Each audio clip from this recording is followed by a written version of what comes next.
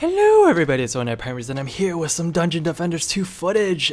This is one of my first wins, but I just recorded this footage just like right after I was told I was allowed to record. So I started recording immediately and I forgot to record audio for this part, but I'm going to use this moment to just talk about the general idea, my feelings, my first impressions of Dungeon Defenders 2. Of course, this is an alpha phase. As it says in the top left corner, it says pre-alpha, so we have to keep that in mind. It is pre-alpha, so you can't really judge the game very harshly on that matter. But other than that, Dungeon Defenders 2 as of game right now, it's very solid. Like the build right now, it's very solid, it's very fun. It's very challenging. I think this is one of my very first wins, or it's not my first win, but it's my very first wins where both of my objectives were still up and living. And objectives is the west lock is under attack.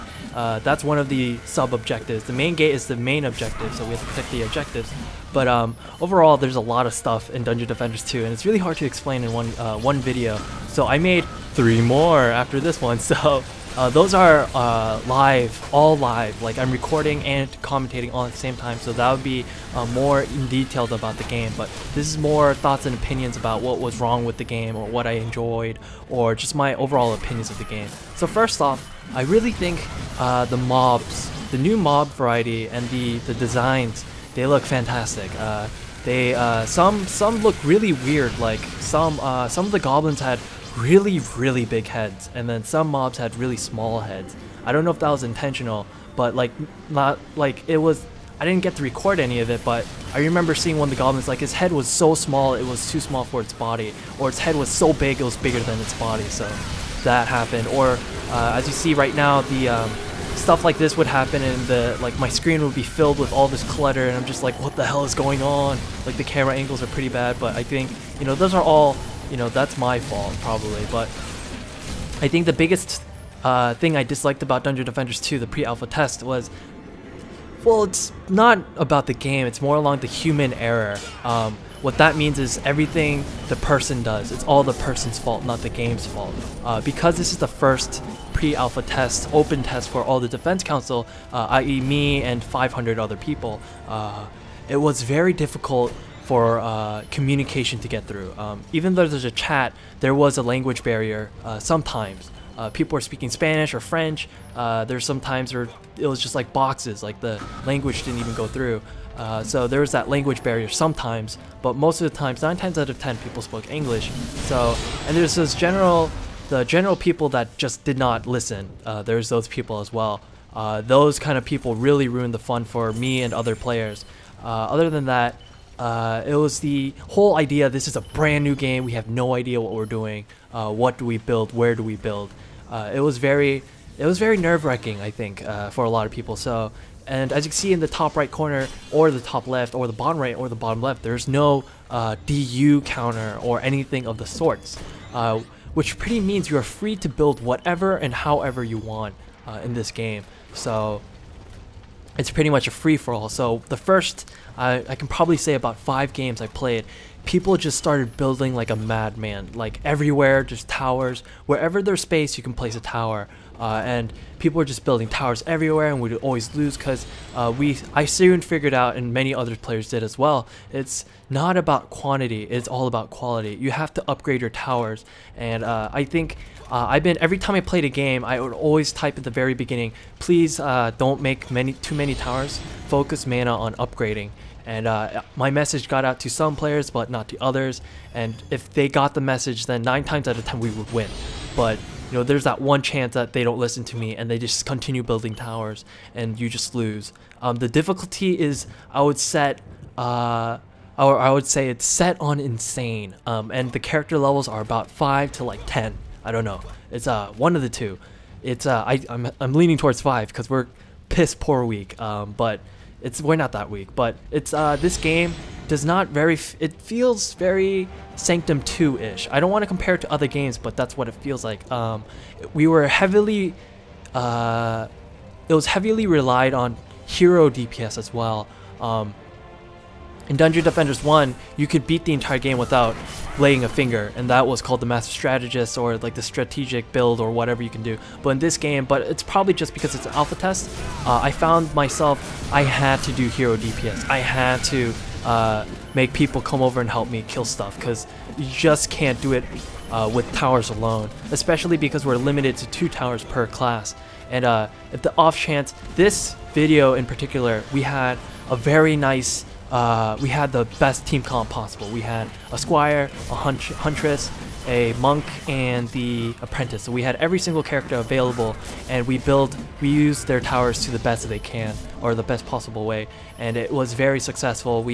This was actually the easiest win I've ever had. That's why I'm using this video as, you know, audio quality, blah blah blah stuff. So yeah, because of that human error, people would play a lot of games. I would play it as a squire, but a lot of other people would just all be huntresses, or all be monks, or all be apprentices.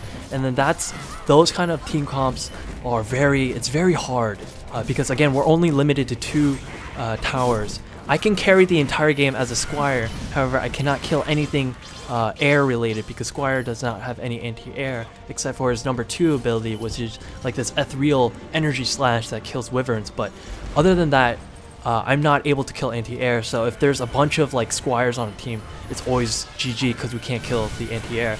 So it's the human error of the game right now that's my biggest nitpick. Not being able to, or like the lack of variety that we have. But of course this is alpha, so I can't complain about that too much. But just the human error itself, the naivety, I guess, that people just assume that they can build everything and then, you know, play. I mean, sure, it's a game and they can do whatever they want, but this is an alpha test, and we want to live and we want to get as far as we can without losing. Most of the games I played, I couldn't even get past wave 2 because people just dicked around so much and we would die. I can't really do anything. We can't test anything. We can't see if there's any bugs, or if how the monsters play, or how the game plays at all. And I just found that very like annoying. And then I played maybe 7 good games out of like the 20-ish, 10, 15 games I played. So it was, you know, that was the biggest nitpick, or the annoyance that I had. Other than that, the game itself, it's very solid. I'm very, very impressed.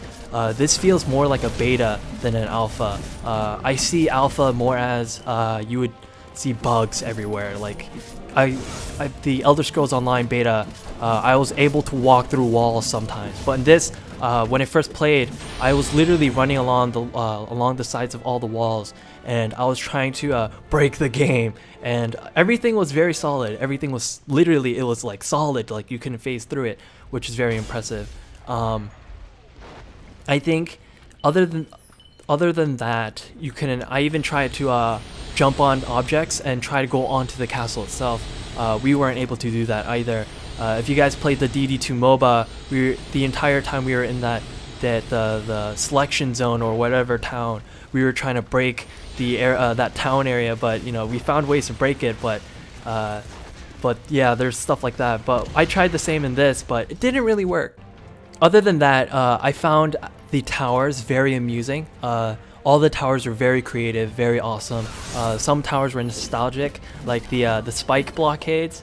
Seeing how overpowered their defense was. Like I remember in Dungeon Defenders 1 how strong they were, and in Dungeon Defenders 2 they're just the same. They're extremely powerful, they're super tanky, and it's just really awesome. The new additions to the monk towers, the anti-air dragon, the triple-headed dragon tower, whatever they're called, I forgot their names, those are absurdly powerful. It is the strongest anti-air tower in the game right now. Without those, it is very hard to win.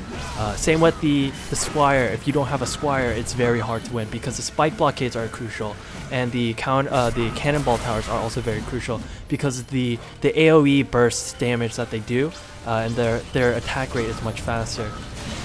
The Fire Fiend tower and the Frostbite towers, both very cool towers as well. I found that the Fireball tower, the Fire Fiend tower, it said in the description the fireballs would blast, hit an enemy mob, and then bounce a couple times. I never really saw that. Probably the animation wasn't there, but I never actually saw the Fire Fiend tower, those bolts actually bouncing off one another. I just saw it explode like a regular fireball tower. So yes. And then the frostbite towers, they are amazing. Like, they do constant DPS, and then not only do they do that, they whatchamacallit, they eventually freeze the enemy, and once the enemy is frozen, if you smack them a couple times, they just explode regardless of how much health they have. And that's awesome when you're fighting the heavily armored orcs, and those guys are the biggest pain in this game. Like, literally, that they are the reason why people lose so often. Kobolds are annoying, but these heavily armored orcs are just retarded overpowered, and they're so tanky. It's really annoying. Wyverns as well. If you don't have the monk anti-air, I don't know how you would kill them otherwise. Besides hero DPS, of course. The fire fiend and the ice towers, they're strong, but they don't melt the wyverns fast enough.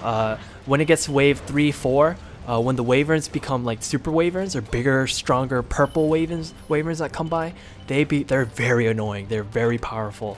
It takes a lot to kill them, so it's really frustrating there. And then other than that, all the other mobs are very creative. They're very funny. The new mobs that throw bombs, they are like the archers, I guess. They are also very annoying. They just stand from very far away. If you have new squires would put a spike blockade way up front, and the DPS towers are all the way in the back, and it's out of the range of these the spike blockades, so they're completely worthless. So it's just hilarious to see stuff like that happening. Right now I'm placing the spike blockades just on the edge of the range, so when the kobolds come and they explode, they don't die. And just to check, if you want to check out the ranges for the towers and stuff, you can hit shift and you can see every single tower range, which I think is a great addition, and something that is very much needed for Dungeon Defenders 1, but I'm very glad they implemented that. Same with the Eye of the Old One. Being able to see the pathings of the mobs, that's very helpful. We were able to establish builds very quickly. Even though it was the very first game, we were able to say, hey, this is a good choke point, let's put stuff here, and maybe we'll do okay. That's how I figured out these cannonball, where the 2 side objectives, where you put the 3 cannonball towers and the spike blockade in front. That does not go down. If you max upgrade all those 4, that does not go down. You cannot kill, the mobs cannot kill us. Of course, every now and then you have to go and check it, because this is no longer just a pure tower defense game. You need, the human element is very much needed, so you need to go and repair those towers. So that's a thing. And sometimes you also have to kill them, because the super heavily armored orcs are just, literally, they are ogres. They are absurdly powerful. And as you see in the chat, I'm also saying, I'm very positive. I'm saying, good job. You know, this is the last wave, guys. You know, keep going. You know, can I have some assistance here? Being very positive in this game, because the team element is very crucial for Dungeon Defenders 2. You cannot solo this. I've seen a lot of people's like, I could probably solo this, no problem. I highly doubt that. There's the sheer amount of mobs that come out, and just, you know, how strong they are, and the inability. If we had items and if we had levels and, you know, the difficulty settings, then sure, we could solo this, no problem. But at this point of the game, you need teamwork. It is very crucial to have teamwork. Without teamwork, you cannot win. That is 100% fact. If everyone is silent, and if they know what they're doing, like later in the game when I started playing, I continued to play, more and more people had the general understanding of this game, so we didn't have to very converse. We just knew, oh, you need to put this tower here, you need to defend this, you need anti-air here, you need anti-air there. So, you know, everyone had their roles and they would know. So it was like snap, snap, snap, everything was done. But to the newer players that don't know, you have to be like, hey, you gotta put this here if you want to win. You gotta put this here, and then if you gotta, it's like rewarding them. They're like, I'm not trying to say the newer players are like babies, but that's what they are. They're noobs. So you have to really be, if you're a veteran player, if anyone is watching this part of the Defense Council, and you struggled a lot at winning because other players don't know what they're doing, you have to, and you know what you're doing, you have to tell them what to do. You have to be like, hey, we need anti-air here, we need defenses here. Like, it's like obvious that you need defenses in the main base, but, you know, what kinds of defenses? You know, what do we need here? You know, what is good, what is bad? As you see, there's in this video in particular, I had an excellent team that knew what they're doing and how to place things. We had great synergies all around, and we flew by this. Like, this was the fastest game I've ever played. I think we beat this in less than 15 minutes, and every other game I played was plus 30 minutes. You know, so it's like this was a great team. We rocked through it, and I would really love to play with these guys again, but I don't know who they are because you can't see their names. But they're probably, if I look at the chat, I'll probably figure out. But you know, that's the thing. So yeah, they had these guys had a great understanding of the game, so it was very fun to play with them. And then, but other than that, there was a lot of human error, the human element that was very frustrating. In one of the games I played, the chests, the very first few chests are very crucial to build. This one guy took one of the chests and he just left, and then that really sucked because we don't get that mana back. And if you don't have that mana, like the first few waves, that mana really counts. And because we didn't have that, it really hurt us and we lost eventually. And newer players that wouldn't listen to me while we were playing, they just build whatever they want. When I said you should upgrade more, we lost after the first or second wave because the mobs they overwhelm the towers and they just run it over and they all die instantly. And then if you upgrade towers, they get double the amount of HP, they get double amount of defense, double amount of power. So upgrading is very, very important. And that's pretty much what I got out of the alpha, upgrading. And then teamwork. And if you're not positive, if you're negative, everyone will be negative, and it's very annoying. And finally, the only thing I would complain about is the lack of towers. But again, this is alpha. I think that we're so handicapped. Sometimes if the players were all just squires, then we would have nothing to defend against. We had nothing to defend against the anti-air, which was, you know, the biggest pain of the game. So, you know, just having I wish that the matchmaking was a little bit smarter in a way, I guess. I don't know how you would fix that, but or we would if we had the ability to change characters within the game, I think that would be amazing as well. But again, it's alpha, so they'll probably implement it in the next or the coming tests. But I think that was the biggest, my biggest problem. Was mainly the human error. I couldn't find many errors within the game. It's just mainly the human errors. We were not able to switch characters. So one time it was just I was a monk, and then we had 3 huntresses in our team, and we had nothing to fight off the ground units, so we lost within the first wave of the game. And you know, that kind of things, and matchmaking, like getting into the game itself takes, you know, 10 to 20 minutes when it first started, but later in the game or later in the test it got easier to get in. But you know, that first hour of the test was very annoying because I only got to play at least 2 games. So because it took so long to get into the game, and whenever we did get into the game, everyone was a huntress or everyone was a monk because that's their favorite DPS characters, and then they assumed other people would be a squire or an apprentice, so they were just like, hey, let's play that. So yeah, it was just very annoying. Also, that the apprentice was very weak compared to the squire. The apprentice towers were very, very lackluster, very, very weak.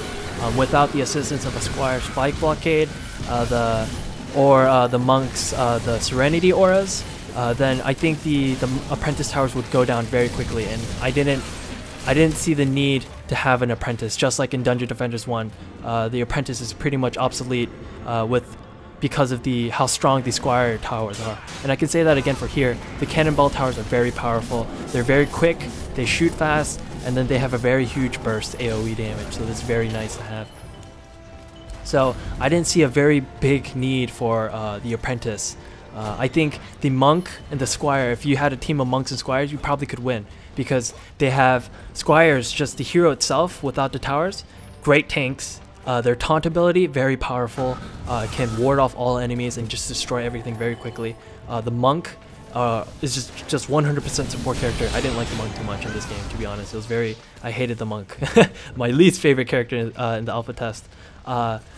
Just the range AoE, or the range tower that they had, overpowered as hell. They destroyed any anti-air in seconds. Amazing. But that's it. that's it. That's all they had. And then the Serenity auras, they were great for making the mobs weaker and allowing us to do more damage. But you know, that's it. And then the Huntress towers, also completely worthless. In this video, you see there's a couple of Huntress traps, but they're not really used. I think there's a geyser trap. Her geyser trap is the most useful. And then other than that, her proximity mine traps, completely worthless. They don't do enough damage to actually matter in the long run. And the reset times take so damn long. Like, after it happens, the mobs would be probably on the other side of the map before it resets. That's what I found annoying.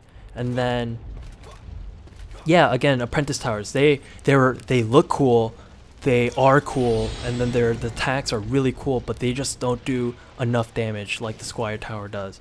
And I just think if they buff the Squire Tower, I mean the Apprentice Towers a little bit more, give it a little bit more damage, so they're actually useful. Because in the case where there's no monk for anti-air, it's the apprentice's job. And if the apprentice, their towers suck, you know, how are they going to kill the wyverns? And yeah, pretty much that was very annoying. Also, the monk's range projectile, the right-click button skill, completely worthless. I hated that mechanic where you had to charge it and then shoot. I think it was just my mouse, but I couldn't. Sometimes I was holding right-click, nothing would happen, and that was very frustrating for me. The Squire's right-click too, the shield bash. It's either is it a knockback or whatever it is. It's completely worthless. I never used it. I never used it at all. It was completely worthless. I was constantly using the taunt and just slicing like an idiot, and that's what I did 9 times out of 10. So yeah, and the slash, the sword, your second skill, awesome. It takes down wyverns, the basic wyverns fairly quickly. The second wyverns, not a chance. They destroy you in seconds. But other than that, Squire is definitely my favorite character. They're my go-to character. Second is the Huntress, then Apprentice, then Monk. I dislike the Monk so much. Their character, the DPS wise, the hero itself, I just think it's very lackluster. In Dungeon Defenders 1, the Monk was praised for their tower healing, the hero healing, the tower boost and hero boost, their awesome auras, you know, the range damage, you know, their DPS, whatever. In this one, the range DPS is piss poor. Like, it's awful. I never used it. I always used melee, and I would always die because they're super squish. And then, what else? The only thing they're very good for, or they're useful for, was their anti-air tower. That is super badass, and I love that anti-air tower. But other than that, they're completely worthless. So that's the only thing. Like, the hero itself is worthless. The tower building wise, that's amazing, but yeah, the hero is worthless. And the Apprentice, Mana Bomb, awesome. The whatchamacallit, I forgot their other skill. The Apprentice, the Whirlwind skin, that was awesome too. It greatly synergizes with all the with all of their towers, and it's very funny as well as all the monsters fly up. I believe the Monk skills, there's the healing ability. That's actually really good in a pinch for a Squire who's, you know, beefing up all the damage. Their second ability is like an air push. I think that was a 50-50 for me. It worked and it didn't work. It missed a lot, so that was a thing. And then the Huntress abilities, the oil skill, I didn't really use it. To be honest, it didn't really work for me. It's a very small AoE grouping, so the chance of actually hitting a large amount of mobs was very low, so that was pretty annoying. And then the Firehawk, the Firehawk attack that is just a straight piercing line damage of destruction. Why is that so strong? It does like 600 or 1,000 damage per hit. I love that. Or is it 900 damage? That was amazing. So she's definitely great for destroying mobs. She's a great DPS hero. That's pretty much what she is. So yeah, overall, that's all I can think of off the top of my head. I do apologize for the replaying video. It's just, I just wanted to show you clips, gameplay. But again, more gameplay footage will be coming. That'll be live commentary. I'll be talking about everything I talked about in this video in more detail in those, because that's what I was doing at the time. We had annoying players, and I had a lot of, you know, interesting moments in the games as well. But yeah, all in all, I think the Squire is definitely my favorite character. If you guys do get a chance to play this game, if you guys are in the alpha who didn't get to play the game, then I recommend playing the Squire first. Squire or the Apprentice. It's one of the two. It's really annoying. I won't be able to play this Thursday, which is the next test. I have school, unfortunately, but it's either way, definitely a fun game, very stable. The game itself is very fun. I just think it's a human error that's very annoying for me. Just not that I understand that it's first day, no one knows what they're doing, but it's more along the fact that even if you tell them what to do or you try to give them advice, they completely ignore you and they do whatever they want, and it just ruins the game for me, in my opinion, because I want to see how far we can get with specific builds, or like see how characters synergize with other towers and characters, blah blah blah. But some players just take mana and leave the game, or some players go in, make a bunch of towers, and then leave the game. So they're wasting mana, or they're just wasting time, space, and it's just making the game very difficult for other players. So yeah, guys, my voice is dying because I was talking with another friend in Skype during the entire time we were playing this, and I did recording for like 2.5 hours, so that's another thing. But anyways, guys, I hope you enjoyed all the DD2 footage that I gave you. It's, again, pre-alpha. A lot of tests are coming, lots of giveaways. If you want alpha, the Defense Council seats, be sure to check all the forums. Constantly check the DD2 website. I heard there's events coming, so yes. Thanks for watching, guys. This is oNightPineberries, and peace.